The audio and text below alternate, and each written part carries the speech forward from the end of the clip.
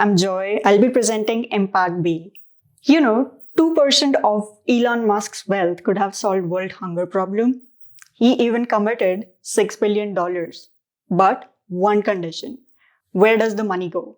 Every year, each corporate, which are from Fortune 500, they commit billions of dollars in social causes.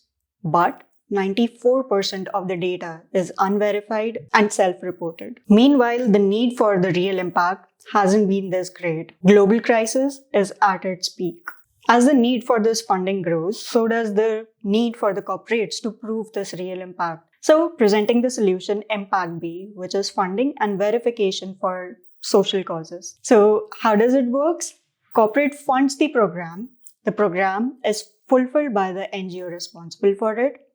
Real data and impact is tracked, and proof of impact certificates are given to the corporates. This platform is live on mainnet XRPL, and we are doing right now community campaigns while we are waiting for some corporates to onboard.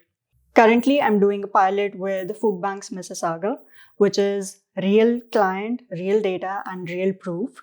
So fund what matters, see where it lands. Thank you.